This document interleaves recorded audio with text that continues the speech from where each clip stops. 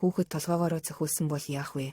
Таны хүүхдэд ийм зүйл тохиолдохгүй гэдэгт итгэхийг хүсэж байна. Гэхдээ бүхнийг урьдчилан тооцоолох боломжгүй. Хамгийн анхааралтай эцэг эхийн хүүхдүүд хүртэл унаж гэмтдэг. Зарим нялх хүүхдүүд чимээгүйхэн шин зүйл сурахаар шийддэг. Гэвч тэр өмнө нь хизээч ингэж байгаагүй. Харин зарим нь эсрэгээрээ зөв дадлаа мартчихдаг. Тэр 100 удаа будангаас бууж байсан талаа өнөөдөр толгоогоороо унчихв. 3 дахь нь зүгээр л тохиромжгүй газар байж таарад мөргөж унаад ширээн дээр цохигдов. 4 дахь нь зүгээр л жижигхэн Шкода, жишээлбэл би Жорлон руу явсан. Тэр сандал дээр авирч унасан. Уналт нь ерөнхийдөө гэмтлийн хамгийн түгээмэл шалтгаан юм. Ялангуяа 5 нас хүртэл. Жигүүр 2 сая 500 хүүхэд уналттай холбоотой гэмтлээс улбаалын имчилгээ авдаг. Харин имчилгээ шаардлагагүй хэдэн хүүхэд байсныг хэлж бэрх. Гэж бодож байвал үзүүлсэн дээр. Ийм нөхцөл байдал олонтаа изүүдхэн изүүдгүй гэж хэлдэг. Ер нь би 2 наснаас дээш бүх хүүхдийг ямар ч уналт. Би үүнийг төсөөлөхөөс ч яаж байна. Би энэ бүхнийг хийж байгаа нь би аимшигтай ээж гэж өөрийгөө зэмлэх хэрэггүй. Унаж гэмтэх эрсдлийг хамгийн бага байлгах нь зүйтэй. Гэхдээ ийм зүйл тохиолдсон бол яах вэ?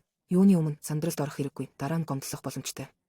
Эхлээд хүүхэд нь ноцтой гэмтэл аваагүй гэдгийг шалгах хэрэгтэй. Мөн хоёрдугаарт эмч нарын зөвлөмжийн дагуу үйлдэж зүн совингоо унтраахыг хичээгээрэй. Эхлээд шууд хүүхдээ тэрвэрч авах хэрэггүй. Түүнийг тайвшруулах хүсэлтэй нь ойлгомжтой ч минутын хүлээлтээс болж юу ч болохгүй. Хэрэв хүүхэд ноцтой гэмтэл авсан бол түүнийг хөдөлгөхдөө нэмэлт гэмтэл учруулж болох бөгөөд ухаан алдаж таталт өгөх, бөөлжих, цус алдах, ясны эсвэл зөөлөн эдийн гэмтэл илрүүл түргэн тусламж дуудаад хүүхдийг хөдлөхгүйгээр хэрэв таталт эсвэл хамарнаас цус алдаж байвал хүүхдийн толгойг зөөлөн эргүүлж боломжтой бол хүзүүг тогтоон барина. Хэрэв зөөлөн эдээс цус алдаж байвал цэвэр даавууг шахаж тусламж ирэхийг хүлээнэ. Хэрэв аюултай шинж тэмдэг байхгүй бол хүүхэд зүгээр л айж уйлж байна. Дараа нь үүнийг тэрвэрч хайрлах боломжтой. Энэ үед хүүхдийг ялангуяа толгойг нь нээлттэй болон хаалттай гэмтэл шарах байгаа эсхийг анхааралтай ажиглаарай. Хүүхэд жаахан тайвширсны дараа түүний хөдөлгөөнд анхаарал хандуулж ажиглаарай. Тэнцвэрт зохицуулалт алдагдсан эсхийг хүүхэд чөлөөтэй хөдөлж байна уу? Эсвэл ямар нэгэн мөчөө хамгаалж татаж байна уу гэж ажиглаарай. Хэрэв ямар нэгэн өөрчлөлт илрүүл заавал гэмтлийн тасагт өөрөө эсвэл түргэн тусламжийн үйлчилгээ ашиглан хандаарай. Хэрэв ноцтой асуудал илрээгүй бол дараагийн 1-2 хоног хүүхдийг ажиглаарай. Хоол идэхгүй байх, хүчтэй нойр мөглөлт, сулрал учиргүй уйлах, бөөлжих, нүдний орчин хөхрөх, эсвэл хамар чихнээс ямар нэгэн хачин юм гарах зэрэг шинж тэмдэг. Илрүүл яаралтай тусламж хүсэх хэрэгтэй.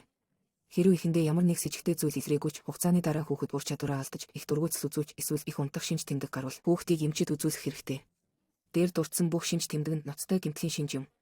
Ихэвчлэн бахан шалбархаа, бахан айдас байдаг ч хэрэв ямар нэгэн асуудал байж магадгүй гэж бодож байвал үзүүлэх нь дээр. Ийм нөхцөл байдалд олонтаа илүүдэх нь илүүдэхгүй гэж хэлдэг.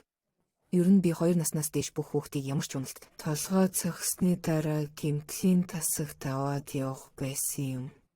Учир нь тэдэнд онцлог бус гэмтэл гарч эсвэл ямар нэгэн шинж тэмдэггүй гэмтэл байх боломжтой. Тиймээс дээр дурдсны дагуу сэрэмжтэй байх илүүдэхгүй.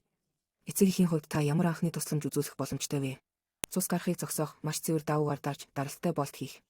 Хэрэв та чадвал их цус гарсан тохиолдолд болт тавьж болно. Гэхдээ үүнийг болгоомжтой хийх хэрэгтэй. Хэрэв та мэдэхгүй бол хийхгүй дээр учир нь мэдэхгүйгээс илүү хор хөнөөл учруулж болцсошгүй. Мөн цусрахаг батг гарсан хэсэгт хүүтэн тавьж болно. Жишээ нь хөргөчнөөс гаргасан. Аливаа зүйлд алчуур ороод хэрэглэх. Хэрэв байвал ам хамраас бөөлсөн зүйлсийг цэвэрлэх боломжтой. Мөчийг гэмтэлтэй гэж сэжиглэж байвал тогтоох. Мөн 1 удаагийн өвчин намдаах ибупрофен эсвэл парацетамол өгөх боломжтой.